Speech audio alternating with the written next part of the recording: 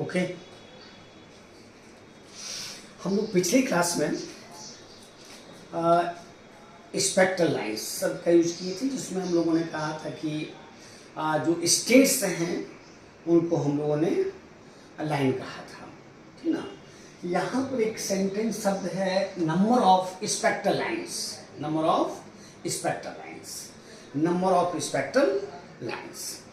मतलब जैसे किसी इलेक्ट्रॉन को आपने एक्साइटेड स्टेट में पहुंचा दिया, ठीक है ना, और इसके बाद वहाँ से जब वो डिफरेंट ऑर्बिट्स में जंप करेगा, डिफरेंट लेवल्स में जंप करेगा, तो जो इलेक्ट्रोमैग्नेटिक वेव्स निकलेंगे, जो फोटॉन्स निकलेंगे, उनको प्रत्येक को हम लोग क्या बोलेंगे, एक स्पेक्ट्रल लाइन बोलेंगे।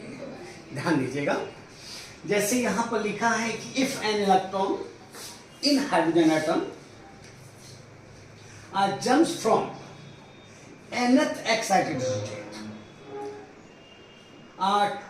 to the ground state, then number of spectral lines imitate ये है n is as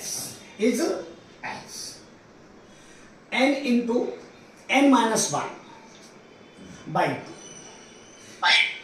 इसको नहीं भी आप याद करेंगे तो भी आपका काम चले। देखिएगा यहां पर ये फर्स्ट ग्राउंड स्टेट है, ये n इक्वल टू 2 है, ये फर्स्ट एक्साइटेड स्टेट है, ये सेकंड एक्साइटेड स्टेट है, और ये थर्ड एक्साइटेड स्टेट है।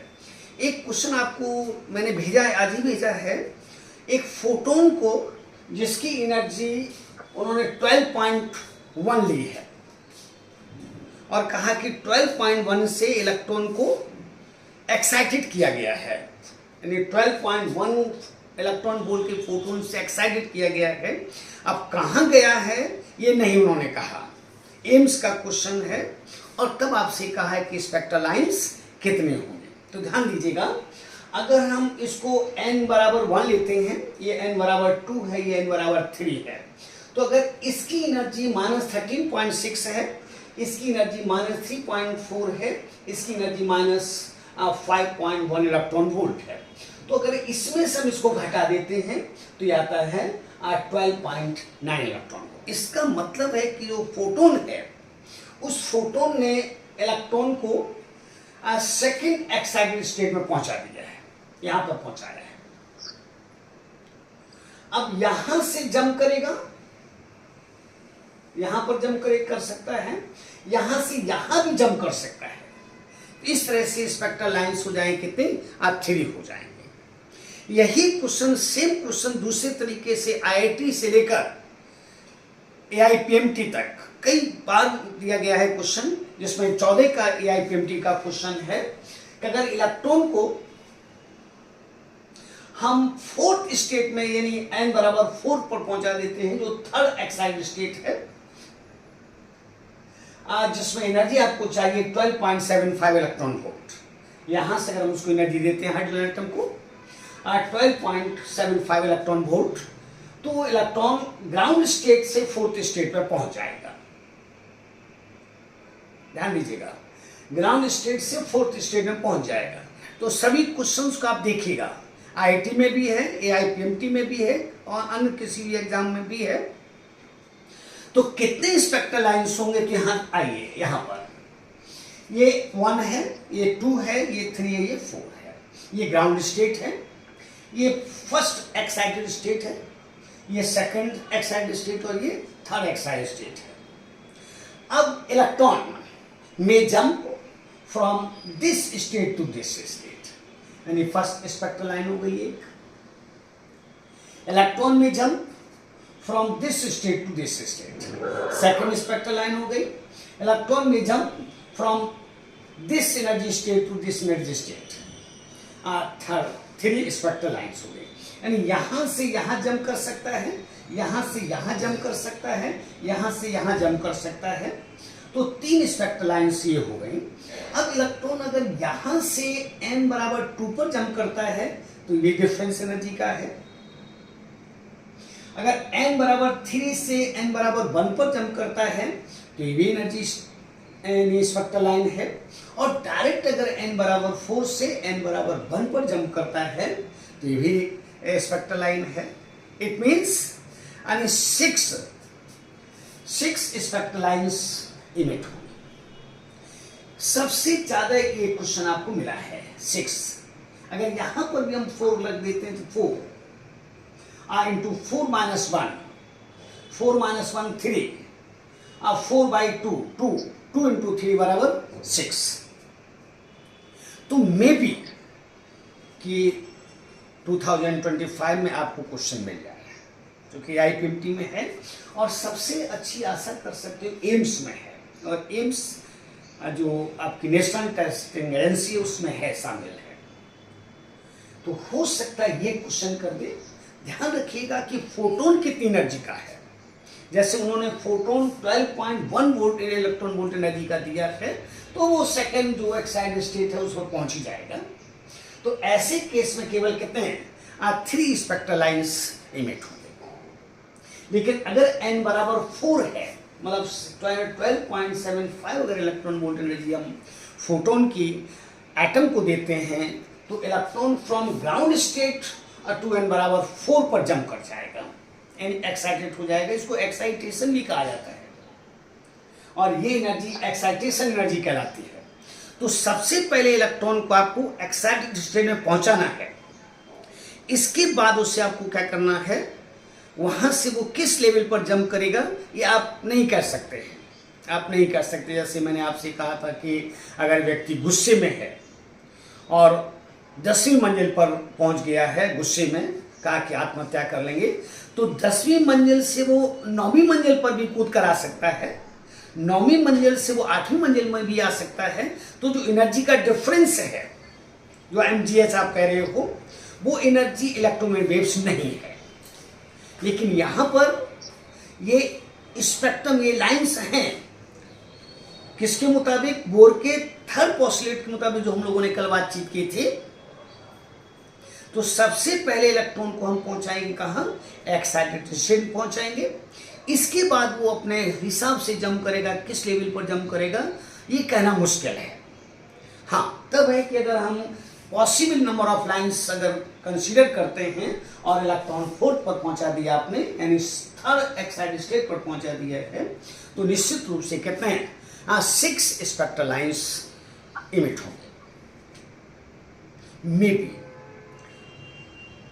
हो सकता है, मुझे आशा है, क्योंकि इस क्वेश्चन को जब एम्स कर सकता है, IIT कर सकता है, IIT ने ये किया है, IIT कर सकता है, IPMT कर सकता है, तो हो सकता है 2025 में फिर आपको क्वेश्चन मिल जाए। अगर ये है n बराबर 4 पर है तो याद करो 6, मैक्सिमम क्वेश्चन इस ये है 6 से नंबर ऑफ लाइन्स है, नंबर ऑफ स्पेक्ट्रल लाइन्स 6 होगी। क्योंकि यहां से यहां जंप करेगा तो एक फोटोन निकलेगा, यहां से यहां जंप करेगा तो दूसरा फोटोन निकलेगा, यहां से यहां जंप करेगा तो तीसरा फोटोन निकलेगा, यहां से यहां जंप करेगा तो चौथा फोटोन निकलेगा, यहां से यहां जंप करेगा तो 5वां फोटोन निकलेगा, यहां से यहां जंप करेगा तो 6वां फोटोन निकलेगा। यानी 6 spectral lines will emit when electron goes from ground state to third excited state। तो मे बी नीट ने अभी तक नहीं किया है, लेकिन बाई चांस भाग्य है मिल जाए आपको तो बहुत अच्छा है। ओके, आगे बढ़ सकते हैं हम लोग आराम से। अब जो आपका सिलेबस है उस पर हम आते हैं, वो है हाइड्रोजन स्पेक्ट्रम में स्पेक्ट्रल लाइंस सीरीज जिसको आप कहते हैं, जिसमें सबसे पहला जो सीरीज है वो लाइमन सीरीज है। वो क्या है, लाइमन सीरीज है, Lyman L/NDN, Lyman series, Lyman series, Lyman series कुछ नहीं है, याद कर लो, अब तो आपको याद हो जाएगा। When an electron, when an electron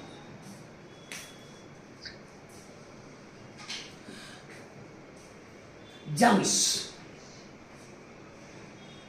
from any excited state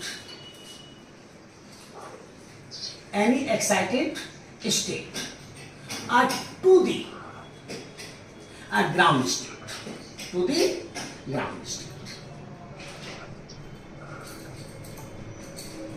to the ground state.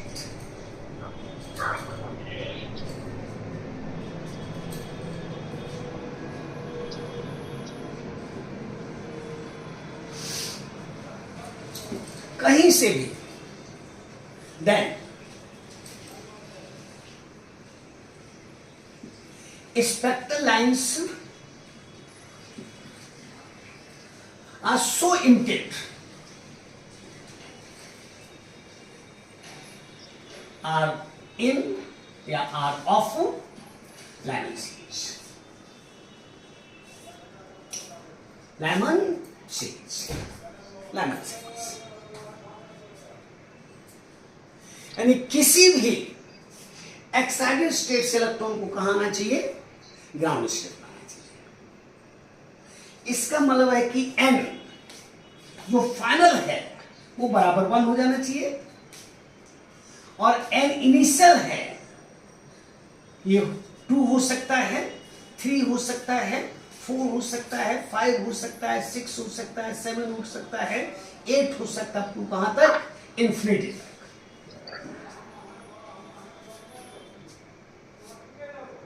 इन सभी ट्रांजिशंस में जो लाइन पैदा होंगी उन लाइंस को हम लोग क्या कहेंगे, लाइमन सीरीज कहेंगे. लाइमन सीरीज कहेंगे. ओके. अब हम लोग पिछली क्लास में याद होगा, हम इसको हटाते हैं, आप देख लीजिए, एक बार पढ़कर देख लीजिए. जब भी कोई इलेक्ट्रॉन, हाइड्रोजन का जब भी इलेक्ट्रॉन एक ही तो है, हाइड्रोजन का इलेक्ट्रॉन जब किसी भी स्टेट से, किसी भी एक्साइटेड स्टेट से जब ग्राउंड स्टेट में जंप करता है तो जो लाइंस, स्पेक्ट्रल लाइंस मिलती हैं, इन स्पेक्ट्रल लाइंस इमिट होते हैं, ये सारी सारी स्पेक्ट्रल लाइंस किसमें हैं, लाइमन सीरीज में. लाइमन सीरीज में. And spectral lines of Lyman series are obtained when electron jumps from any excited state to ground state.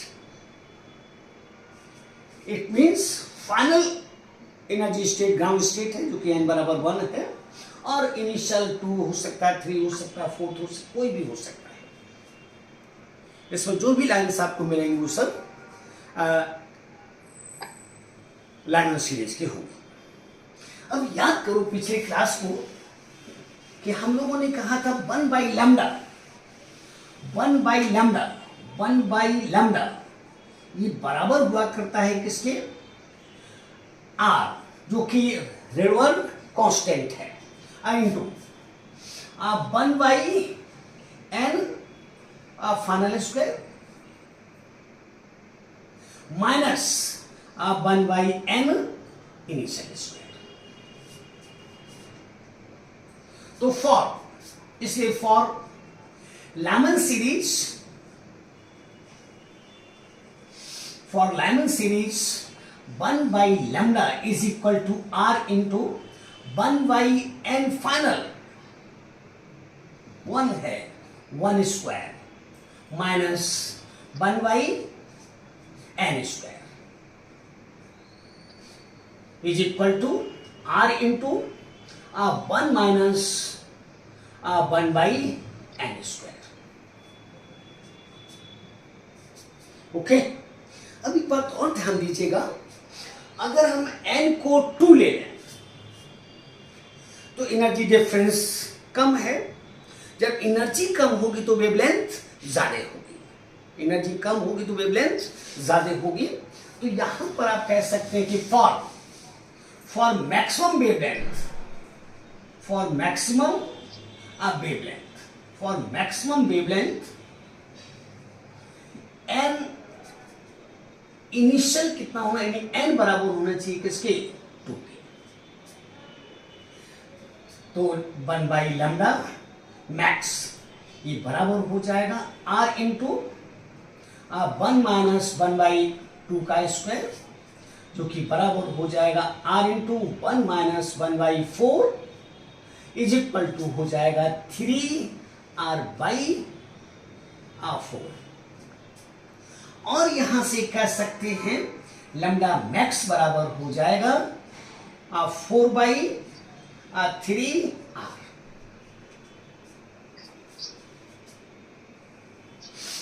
4/3। Sir हाँ सर आर इंटू 1/, क्या लिखते हैं सर पोस्ट में? 1/λ इक्वल टू आर सर, ऊपर में sir, और maximum के ऊपर।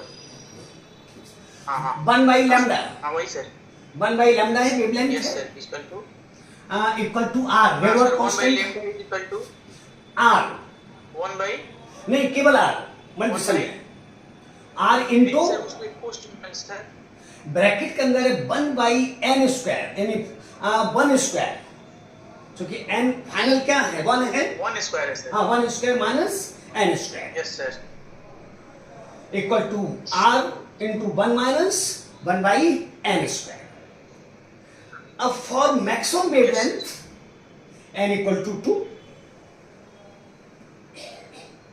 ये बराबर हो जाएगा, अगर इसका मान याद होगा आपको 1212 angstrom unit. This is first spectral line, this is first spectral line. कभी कभी ये लिमिट फ्रीक्वेंसी बोल लेते हैं, वो लास्ट फ्रीक्वेंसी है, ओके ठीक है ना। For yes sir, minimum wavelength, for minimum wavelength,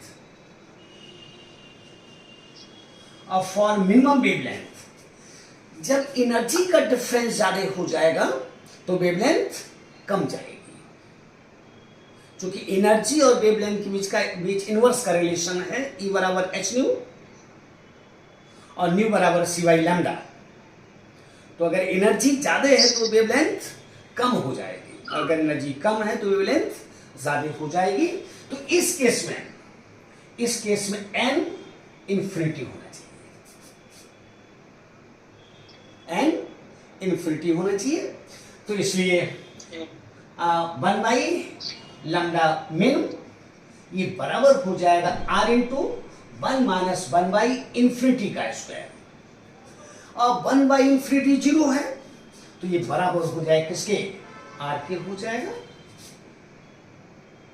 और यहां से कह सकते हो लैम्डा मिन बराबर हो जाएगा 1/r। ये 912 एंगस्ट्रॉम यूनिट है, ये मिनिमम वेवलेंथ है। एक ध्यान दीजिएगा, हो सकता है तो 2025 में आपसे कह दे कि व्हाट विल बी दी, ये देखिएगा उसी के नीचे क्वेश्चन जो कई सारे एग्जाम में हुआ है, what will be the ratio of maximum wavelength to the minimum wavelength.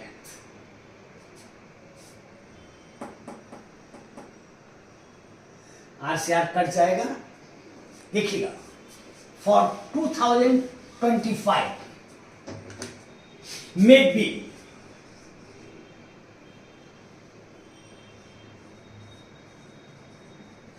lambda max upon lambda min. Lambda max is here 4/3r by lambda min 1/r, जो कि बराबर हो जाएगा किसके, equal to 4/3। The best question आपका हो गया, that is, देखिएगा इसी तरह से आंसर है जो क्वेश्चन उसके जस्ट नीचे है, दैट इज ऐसी भी आंसर हो सकता है लैम्डा मैक्स रेशियो लैम्डा मिन, ये इक्वल टू हो जाएगा 4:3।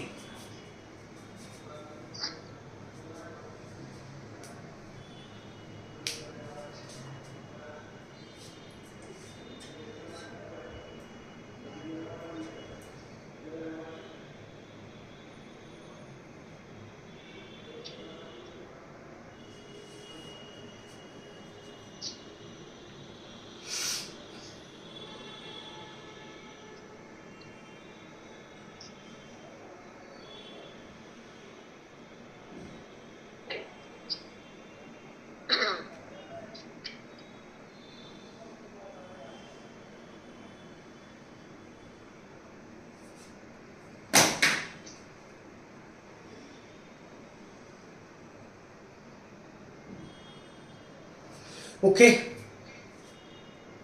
याद कीजिए, याद कर लीजिए, दी बेस्ट क्वेश्चन है फॉर, ये भी कर लेकिन आज तक किया नहीं है कि जो स्पेक्ट्रल लाइंस है ये अल्ट्रावायलेट रीजन में लाई करते हैं, यानी ऑल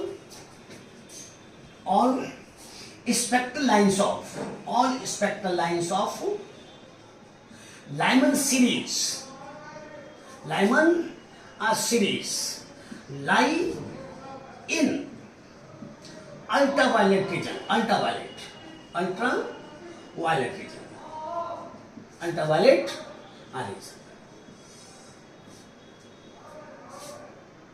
ये अल्ट्रावायलेट रीजन जनरली 100 एंगस्ट्रॉम से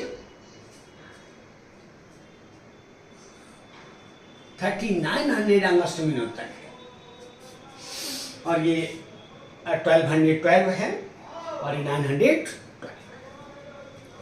अच्छा, एक और ध्यान रखिएगा, बाई चांस ये कर दे कि ये जो वेवलेंथ है, यानी ये जो एनर्जी है ये ज्यादा है, इट में बी कि किसी को एनालाइज कर दे, किसी पढ़े उसको एनालाइज कर दे, यानी इसको एब्जॉर्ब कर ले। तो यहां पर यही कारण होता है कि these spectral lines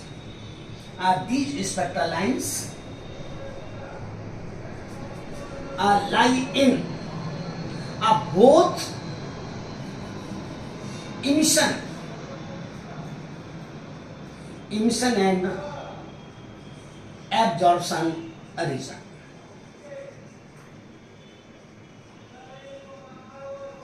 लेकिन इस क्वेश्चन को भी आज तक नहीं किया है किसी ने, इस क्वेश्चन को भी आपसे नहीं पूछा है।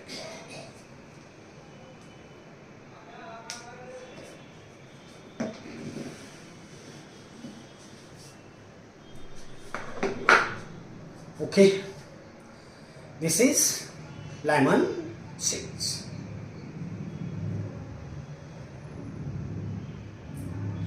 Second, Balmer series।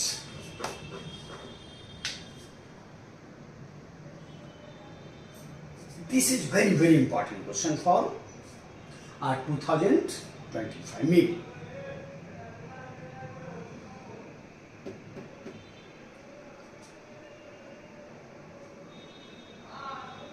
ये नहीं करेगा, ये भी नहीं करेगा। Okay, second, Balmer series।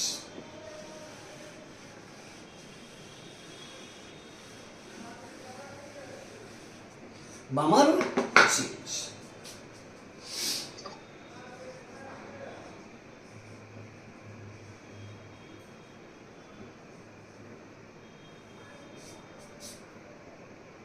The spectral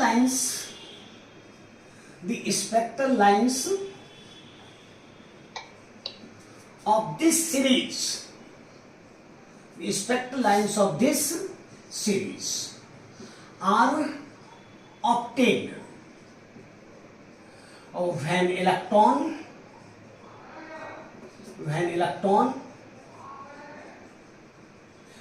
jumps from any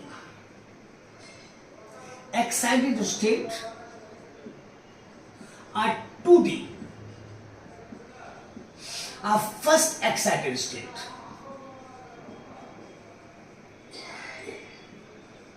to the first excited state. एक बार फिर देख लीजिए, बामर सीरीज के जो स्पेक्ट्रल लाइन्स हैं वो इमिट हुआ करते हैं जब इलेक्ट्रॉन किसी भी एक्साइटेड स्टेट से जो फर्स्ट एक्साइटेड स्टेट है उसमें जंप करता है। इसका मतलब है कि जो एंड फाइनल है, दैट इज एंड फाइनल, ये 2 होना चाहिए, क्योंकि n equal to first ground state है और n equal to 1 ground state है और n equal to 2 first excited state है। इसका मतलब एक n इनिशियल, ये 3 4 5 6 7 8 अप टू इन्फिनिटी हो जाना चाहिए।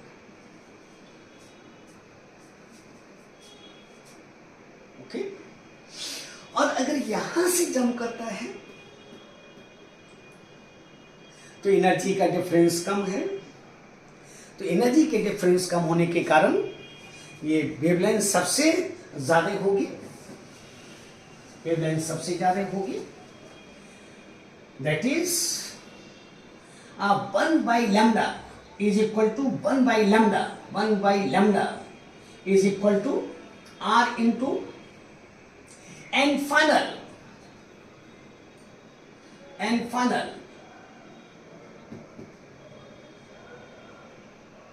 n final 2 to the square, and initial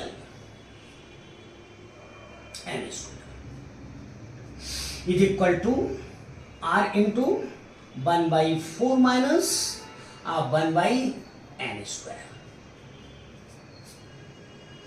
For maximum wavelength, for maximum wavelength,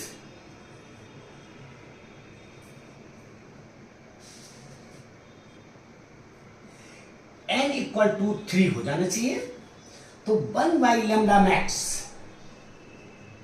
ये बराबर हो जाए r इंटू 1/4 माइनस 1/3 का square is equal to r into 1/4 minus 1/9, LCM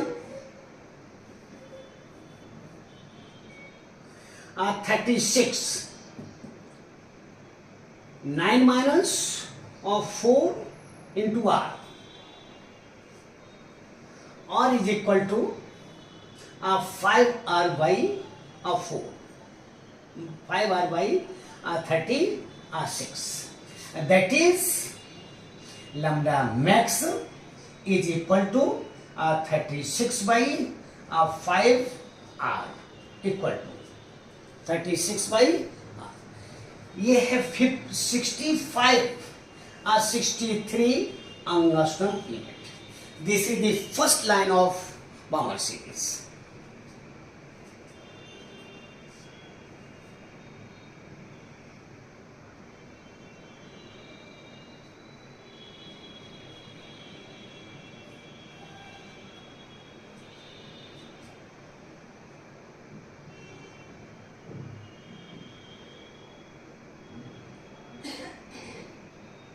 okay, minimum wavelength, minimum wavelength.